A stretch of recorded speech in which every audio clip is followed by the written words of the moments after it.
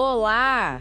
Que bom ter vocês conosco. Nós somos uma IA desenvolvida pelo site .geek. Curadoria de conteúdo humana por Gordo Geek. Eu sou o Eduardo. E eu sou a Jéssica. Bem-vindos à nossa análise de hoje. Vamos ver o que nossa editoria separou de mais importante para essa edição.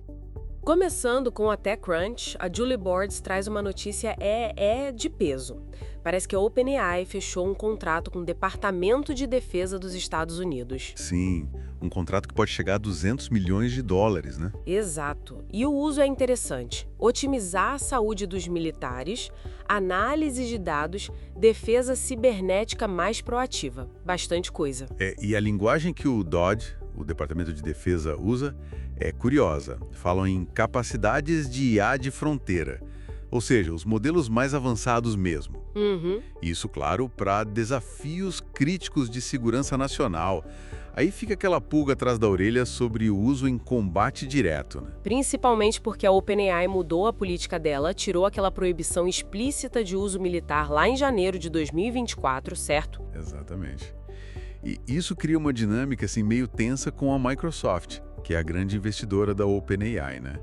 A Microsoft já tinha o caminho livre com o DoD para o Azure OpenAI Service. Ah, então o DoD agora está querendo ir direto na fonte, na OpenAI. Parece que sim. Tipo, buscando acesso direto às capacidades mais avançadas, talvez sem intermediários. Entendi. Bom, mudando de área, vamos para os elétricos? No Olhar Digital, o Leandro Costa Crisculo comenta um relatório do ICCT. Ah, sim. O Conselho Internacional de Transporte Limpo. Isso. E olha só, a Tesla continua na liderança no ranking deles, com 100 pontos, mesmo a BYD vendendo mais carros em volume. Pois é, a BYD ficou com 75 pontos. E a explicação para essa diferença é basicamente menor eficiência energética e menor autonomia dos modelos da BYD. Faz sentido. Eficiência conta muito, né? Conta demais. E o relatório também destaca a ascensão de outras marcas chinesas, tipo SAIC, Geely, Changan, enquanto algumas europeias, como Mercedes, Renault, Volkswagen, estão caindo no ranking. Nossa, uma virada de jogo aí. Uma virada. O relatório até cita Honda e GM como pontos positivos entre as montadoras tradicionais que estão se adaptando bem. Mas o alerta geral do ICCT é que o setor está complicado, sabe? Complicado como? Muita competição, guerra de preços acontecendo e parece que os investimentos estão dando uma retraída. É um cenário desafiador para todo mundo ali. Entendi. Agora, segurança na nuvem. The Register com a Jessica Lyons, a AWS finalmente alcançou 100% de aplicação de MFA, autenticação multifator, para as contas root. Essa era uma meta importante. E a gente viu recentemente com o caso da Snowflake como isso é crucial, né? Uma falha na segurança pode ter um impacto gigantesco. Sem dúvida. E a AWS foi pioneira nisso, né? Foi a primeira a exigir MFA para as contas root de gerenciamento e as autônomas. Depois, em março, estenderam para as contas membro também. Tudo isso faz parte daquele compromisso Secure by Design com a CISA, que é a agência de cibersegurança lá dos Estados Unidos. E eles aproveitaram para lançar mais coisa, né? Sim, no evento Reinforce deles, anunciaram o YAM Access Analyzer, o Security Hub, o Guard Duty para EKS, Shield Network Security Director, um monte de ferramenta nova para reforçar a segurança. Bom saber que estão investindo nisso. Agora, aqui no Brasil, Canaltech, Léo Miller, o Carrefour Brasil está numa situação delicada com a Anatel. Ah, a história dos celulares Turing Mobile, né? Os modelos S23U e N21. Esses mesmos. O Carrefour tentou manter a venda mesmo depois da notificação da Anatel, dizendo que eram irregulares, sem homologação. E a Anatel, bateu o pé, rejeitou o pedido do Carrefour. Disse que não tem base legal para permitir a venda, nem mesmo de forma paliativa, tipo um jeitinho temporário. Entendi. E isso acontece no momento em que a Anatel está pegando bem pesado na fiscalização de produtos não homologados vendidos em marketplaces, sabe? Sim, tenho visto notícias sobre isso. Então, se o Carrefour não cumprir a determinação e tirar os produtos do ar, a coisa pode ficar feia para eles. Pode rolar multa pesada e até, quem sabe, bloqueio do site. A Anatel não tá para brincadeira. Complicado para o Carrefour. Bom, e falando em regulação e embates, lá nos Estados Unidos a coisa também tá quente. O UOL, citando a Reuters, fala da X Corp, a empresa do Elon Musk. processando o estado de Nova York. Exatamente. Eles querem bloquear uma lei estadual que exige que plataformas como a X divulguem suas políticas contra discurso de ódio. O argumento clássico da liberdade de expressão, imagino. Na mosca. A X-Corp argumenta que o governo não deveria definir o que é conteúdo aceitável online. Citarão a primeira emenda da Constituição americana. E conhecendo Musk, que se diz um absolutista da liberdade de expressão e foi até assessor do Trump, faz sentido ele ir para essa linha. Desde que ele comprou o Twitter, a moderação de conteúdo mudou bastante, né? Mudou muito. E essa briga não é nova. Teve uma lei parecida na Califórnia, lembra? Deu uma confusão, a aplicação foi bloqueada parcialmente pela justiça e, no fim, a X fez um acordo. Vamos ver como termina essa em Nova York. Vamos acompanhar.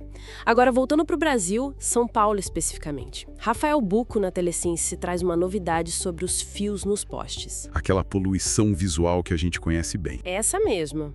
A Prefeitura de São Paulo tem um projeto de lei para aumentar a multa para quem deixar fio solto ou inutilizado ali. E não é pouco aumento, não. Aumentar quanto? Em 10 vezes. A multa atual é de R$ 500 por dia, por face de quadra.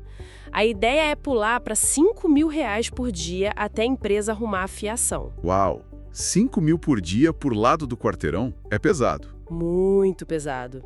E tem mais. Pagar a multa não livra a empresa da obrigação de ir lá e remover os fios. Ah, bom. Porque senão vira só custo, né? Exato. E a responsabilidade é solidária. Ou seja, tanto as distribuidoras de energia quanto as empresas de telecomunicações podem ser multadas. Faz sentido, porque o poste é compartilhado. E a justificativa é óbvia, né? Risco para pedestre, a feiura que fica na cidade e a dificuldade de fiscalizar isso hoje. Tomara que funcione. Tomara mesmo. Agora, mudando radicalmente de assunto, Pedro Spadoni, no Olhar Digital, falou sobre um estudo publicado na Nature Astronomy. Sobre o quê? Sobre como, teoricamente, a gente poderia terraformar Marte, deixar Marte mais parecido com a Terra, em 3 etapas. Terraformar Marte? Que coisa, hein? E como seriam essas etapas? Bom, a primeira seria gerar água líquida. A ideia é derreter o gelo que existe lá, talvez usando espelhos solares gigantes ou criando um efeito estufa controlado. Ok. Ter água líquida é o primeiro passo para a vida como a gente conhece. E depois?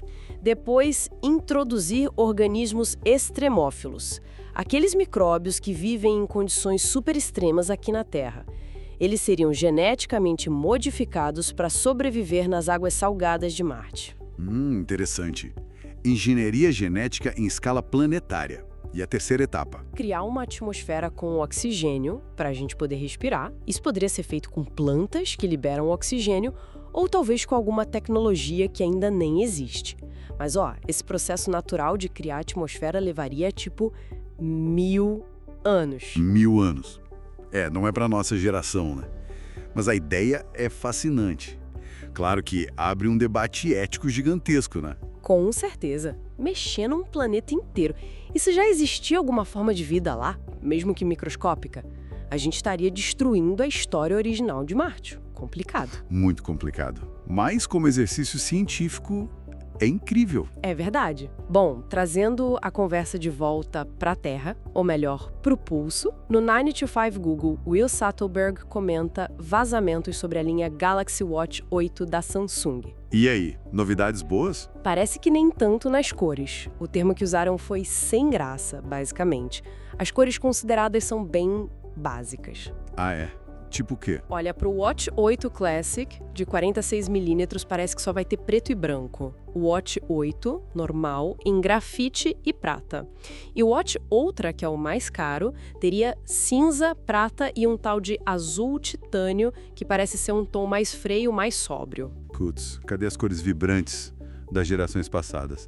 Laranja, verde, dourado. Pois é, parece que a Samsung está jogando mais seguro dessa vez, pelo menos nas cores. Talvez a grande aposta visual seja no design mesmo, naquele formato novo que estão chamando de Square Co. Meio quadrado, bem círculo. Pode ser. O design pode compensar as cores mais básicas. Vamos ver. Vamos ver. Agora, falando de plataforma digital, Henrique Medeiros, no Mobile Time, reporta um lançamento do Mercado Livre. O Mercado Livre entrando em que agora? Produtos digitais. Eles criaram uma vertical nova para isso e começaram com força total no mercado de games. Ah, games faz sentido. É o que eles estão oferecendo. Gift cards, assinaturas de serviços, créditos para jogos, coisa da Nintendo, Sony, Microsoft, Epic Games. Basicamente, tudo que o gamer precisa. E por que começar com games? O motivo é claro.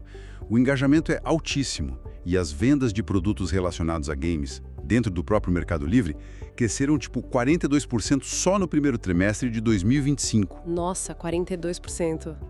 É um número enorme. Gigante. Então eles viram a oportunidade ali. Por enquanto o foco é só games mesmo, tá? Não falaram nada sobre expandir para streaming de vídeo ou música, até porque eles já oferecem alguns desses serviços via Meli Plus, o programa de assinatura deles. Entendi. Uma aposta focada onde o dinheiro está crescendo. Exatamente. E para fechar nosso giro de notícias de hoje, uma movimentação importante no setor farmacêutico. Forbes Brasil, com informações da Reuters, a Eli Lilly anunciou a compra de uma startup. Qual startup? A Verve Therapeutics, uma empresa focada em edição genética. Edição genética? Isso é tecnologia de ponta. E a Eli Lilly pagou caro. Bastante. O acordo pode chegar a 1,3 bilhão de dólares. Pagaram 10,5 dólares por ação, o que é um prêmio de quase 68% sobre o valor que a ação estava. Uau! Um prêmio bem alto. E o que a Verve faz exatamente? Eles são especializados em edição de base. É uma técnica super precisa de edição de DNA mais precisa que o CRISPR tradicional em alguns casos. O foco deles é desenvolver terapias para desativar genes ligados ao colesterol alto hereditário. Ah, interessante. Uma abordagem genética para um problema comum. Exato.